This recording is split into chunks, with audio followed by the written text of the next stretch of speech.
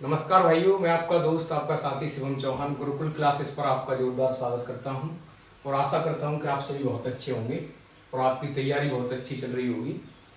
जैसा कि आप सभी को पता है कि गुरुकुल क्लासेस पर आपके लिए स्टैटिक जीके की महासीरीज चल रही है, जिसके अंतर्गत हम स्टैटिक जीके का जो संपूर्ण पोर्शन है जो आपके कॉम्पिटिटिव एग्जाम में आने वाला है, आपसे पूछा जाने वाला है, उसको हम कवर कर रहे हैं। और इस सीरीज का आज हमारा तीसरा दिन है। आज तीसरे दिन तक हमने अपना पहला चैप्टर कंप्लीट कर लिया है और आज हम पढ़ेंगे दूसरा चैप्टर। स्टैटिक जीके में दूसरा चैप्टर आज हम पढ़ने वाले हैं, जो कि रहने वाला है टाइगर रिजर्व। दोस्तों, मैं उम्मीद करता हूं कि पहला चैप्टर आपको अच्छे से समझ में आया होगा, आपने वीडियो वॉच की होगी। और अगर आपने वीडियो वॉच नहीं की है तो चैनल पर जाएं और पहले चैप्टर को वॉच करें, क्योंकि सभी चैप्टर एक दूसरे से कनेक्ट होते हैं। तो सेकेंड चैप्टर हमारा रहेगा टाइगर रिजर्व, और ये टाइगर रिजर्व को हम दो पार्ट में क्लियर करेंगे। पहला पार्ट ये है, इसके बाद एक पार्ट और आएगा टाइगर रिजर्व का, उसके बाद आपका ये चैप्टर कंप्लीट हो जाएगा। तो चलिए दोस्तों, अपने इस चैप्टर को स्टार्ट करते हैं। टाइगर रिजर्व पहला चैप्टर है टाइगर। देखिए दोस्तों, जैसा कि आप प्रीवियस क्लास में राष्ट्रीय उद्यान के बारे में पढ़ चुके हैं। राष्ट्रीय उद्यान मतलब नेशनल पार्क हमारा पहला चैप्टर था, और आज हम टाइगर रिजर्व पढ़ने वाले हैं। और इसके अलावा राष्ट्रीय उद्यान और टाइगर रिजर्व के अलावा वन्यजीवी अभ्यारण्य भी होते हैं, जिनके बारे में मैं आपको बता दूंगा। कोई खास इंफॉर्मेशन रखने की आवश्यकता नहीं है वन्यजीवी अभ्यारण्य के बारे में। मेन चीज आपकी राष्ट्रीय उद्यान और टाइगर रिजर्व है। टाइगर रिजर्व के बारे में हम आज पढ़ेंगे, और नेशनल पार्क के बारे में हम पढ़ के आ चुके हैं पहले। इसमें माइनर सा डिफरेंस होता है राष्ट्रीय उद्यान टाइगर रिजर्व, इसमें बहुत छोटे छोटे प्रकार के अंतर होते हैं, तो आपको समझ में आनी चाहिए। अक्सर स्टूडेंट का ये डाउट रहता है, ये समस्या उनके सामने रहती है कि वो नहीं समझ पाते हैं राष्ट्रीय उद्यान और टाइगर रिजर्व में क्या अंतर होता है। तो देखिए, जो राष्ट्रीय उद्यान होते हैं वो एक प्रकार से वन होते हैं, एक प्रकार के जंगल होते हैं। और एक जंगल में या एक वन में सरकार द्वारा प्राकृतिक पर्यावरण और वन्य जीवों के संरक्षण के लिए जो क्षेत्र रिजर्व किया जाता है उसे ही क्या बोलते हैं, राष्ट्रीय उद्यान। तो दोस्तों, मैंने आपको यहाँ बताया था कि राष्ट्रीय उद्यान में जो मानव गतिविधि होती है, जैसे मानव का जंगल में जाना, घूमना, वहां से निकलना, आना जाना, तो वो मानव गतिविधि जितनी भी होती है वो राष्ट्रीय उद्यान में प्रतिबंधित होती हैं। तो यहाँ पर हमने क्या बात समझी कि मानव गतिविधि यहाँ पूरी तरह प्रतिबंधित होती है। राष्ट्रीय उद्यान में मानव गतिविधि पूरी तरह प्रतिबंधित होती हैं। मानव गतिविधि यहाँ पर नहीं की जा सकती है राष्ट्रीय उद्यान में। और अगर हम टाइगर रिजर्व में या वन्यजीवी अभ्यारण्य में मानव गतिविधि की बात करें, तो वन्यजीवी अभ्यारण्य में मानव गतिविधि की जा सकती है, लेकिन राष्ट्रीय उद्यान में मानव गतिविधि नहीं होती है। ये इनके अंदर अंतर होता है। और दूसरा अंतर ये है कि दोस्तों, जैसे आप जानते हैं कि जंगल में शिकार के लिए लोग जाते हैं, जो जानवर होते हैं उनका शिकार किया जाता है। तो यहाँ पे राष्ट्रीय उद्यान में शिकार पूरी तरह प्रतिबंधित होता है, और वन्यजीवी अभ्यारण्य में अनुमति लेने के बाद, प्रशासन की अनुमति लेने के बाद आप शिकार कर सकते हैं। वन्यजीवी अभ्यारण्य मतलब वाइल्ड लाइफ सेंचुरी में आप प्रशासन की अनुमति लेने के बाद शिकार पर जा सकते हैं, लेकिन राष्ट्रीय उद्यान में शिकार पूरी तरह प्रतिबंधित होता है। यहाँ शिकार नहीं किया जा सकता, और यहाँ शिकार अनुमति के साथ किया जा सकता है। किसके साथ? प्रशासन की अनुमति के बाद। शिकार किया जा सकता है, और मानव गतिविधि यहाँ पर की जा सकती है।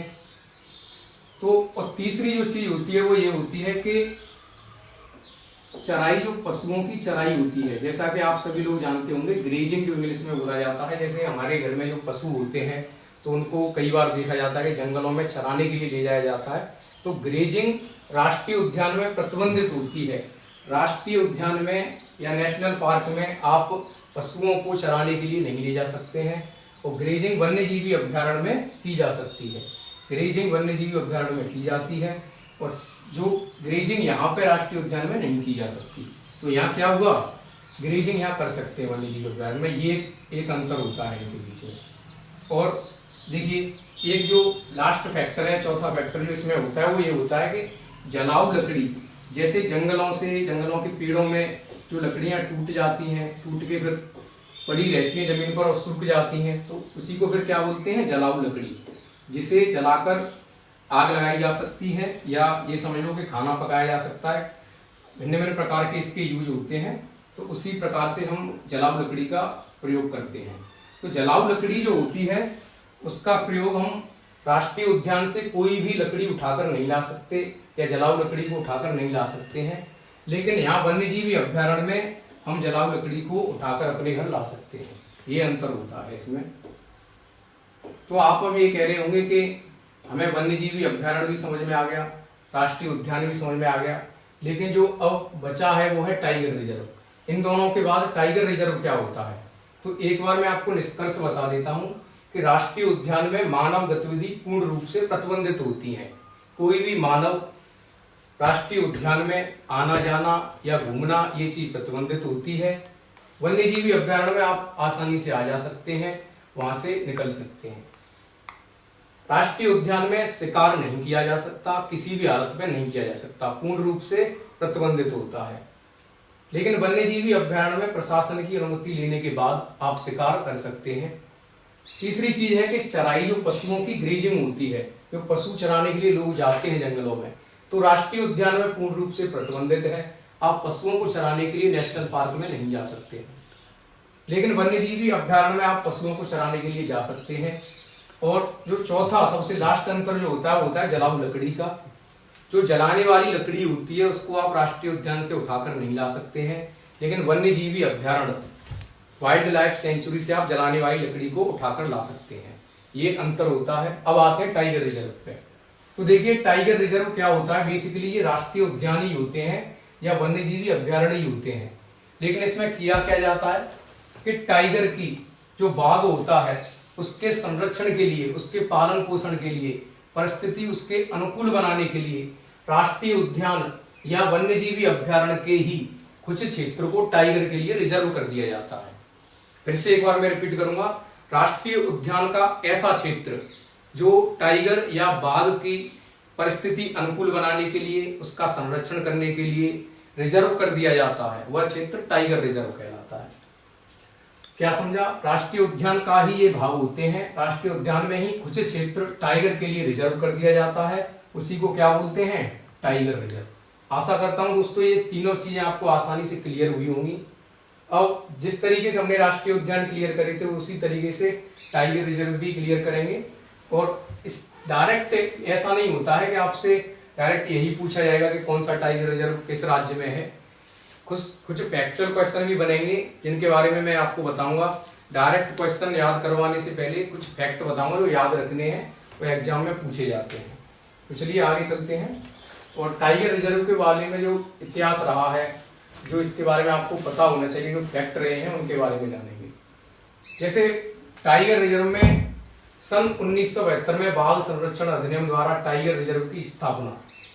देखिए दोस्तों, सन 1972 में बाघ संरक्षण अधिनियम आया। क्या आया? बाघ संरक्षण अधिनियम कब आया? सन 1972 में। सन 1972 में भारत में आता है बाघ संरक्षण अधिनियम। तब तत्कालीन प्रधानमंत्री इंदिरा गांधी थी। तत्कालीन प्रधानमंत्री उस समय इंदिरा गांधी थी। तो इंदिरा गांधी द्वारा ही 1972 में संरक्षण अधिनियम लाया गया, बाघ संरक्षण अधिनियम। इस अधिनियम के द्वारा प्रोजेक्ट टाइगर लाया गया। कौन सा project? Project tiger. Project tiger के अंतर्गत ही प्रथम टाइगर रिजर्व की स्थापना की गई। किसकी?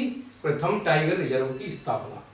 तो ये इतिहास है टाइगर रिजर्व का, कैसे कैसे टाइगर रिजर्व की स्थापना हुई।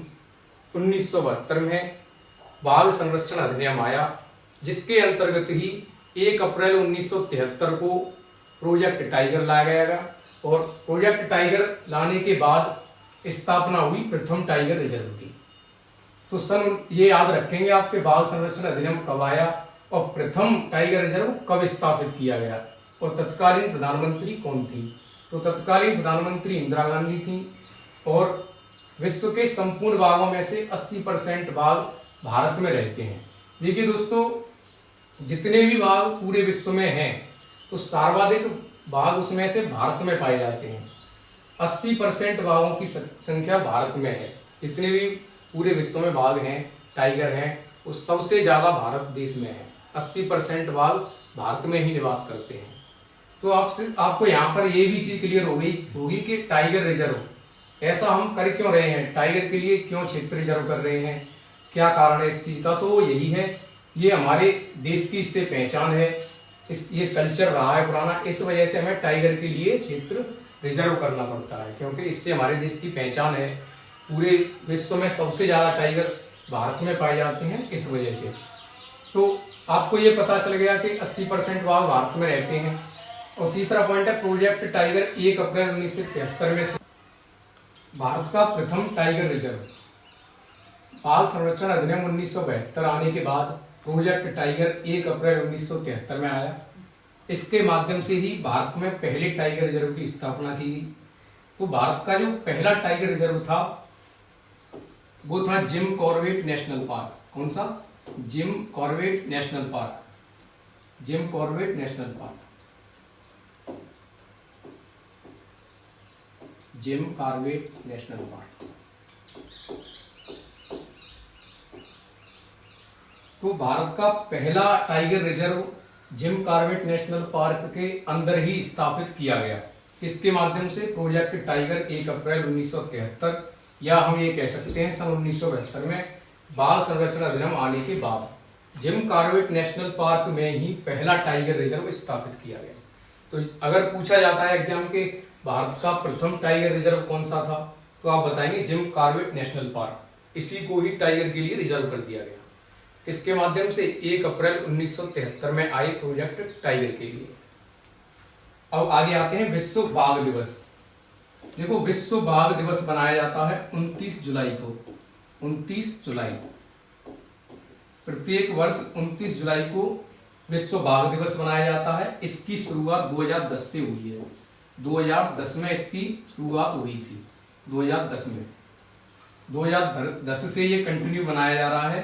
29 जुलाई को प्रत्येक वर्ष मनाया जाता है। यहां तक आशा करता हूं आपको क्लियर हुआ होगा। अब आगे चलते हैं। और भारत में सर्वाधिक बाघ, भारत में सर्वाधिक बाघ। तो देखिए दोस्तों, मैंने अभी आपको बताया था कि संपूर्ण विश्व में यदि सर्वाधिक बाघ कहीं रहते हैं तो वो भारत देश में ही रहते हैं। भारत देश में 2967 बाघ हैं। कुल कितने बाघ हैं? 2967। ये टाइगर की संख्या है दोस्तों। ये क्या है? टाइगर की संख्या है। भारत देश में कुल 2967 बाघ हैं। और ये जो आंकड़ा है वो 2018 के आंकड़े अनुसार है। इनकी भी गणना की जाती है, इनकी भी जनगणना होती है भारत में। तो उसके हिसाब से 2018 के आंकड़े के अनुसार 2967 टाइगर भारत में है। इनमें से भारत का टाइगर स्टेट मध्य प्रदेश को कहा जाता है। किसको? एमपी को। क्यों कहा जाता है? क्योंकि भारत में जितने भी टाइगर रिजर्व हैं उनमें से सबसे ज्यादा 6 टाइगर रिजर्व, कितने? 6 टाइगर रिजर्व एमपी में है। जितने भी भारत में टाइगर रिजर्व हैं उनमें से सबसे ज्यादा 6 टाइगर रिजर्व भारत में है। और 2967 मतलब 2967 टाइगर्स में से एमपी के अंदर 529 टाइगर रहते हैं, जो कि सबसे ज्यादा है। अगर भारत में किसी राज्य में सबसे ज्यादा बाघ पाए जाते हैं तो वो कौन सा है? एमपी है। और एमपी में ही सबसे ज्यादा टाइगर रिजर्व हैं। तो एमपी के अंदर 529 टाइगर रहते हैं। इसलिए एमपी को ही भारत का टाइगर स्टेट बोला जाता है। भारत का टाइगर स्टेट किसे कहा जाता है? मध्य प्रदेश को। क्यों? क्योंकि यहाँ सबसे ज्यादा टाइगर रहते हैं और टाइगर रिजर्व की भी संख्या यहीं पर सर्वाधिक है। T/2 अवार्ड सेंट पीटर्सबर्ग सम्मेलन 2010, ये क्या है दोस्तों? इसे समझते हैं। देखिए, रसिया में, रूस में, कहा? रूस के अंदर सेंट पीटर्सबर्ग में जितनी भी टाइगर रेंज कंट्री है वो सभी शामिल हुई। उन्होंने एक सम्मेलन किया और उस सम्मेलन में ये घोषणा हुई कि अगली 10 सालों में, अगली 10 वर्षों में जिस देश का राज्य टाइगर की संख्या दोगुनी कर लेगा अगली 10 सालों में, उसे ही ये अवार्ड दिया जाएगा। एक बार फिर से सुनिए।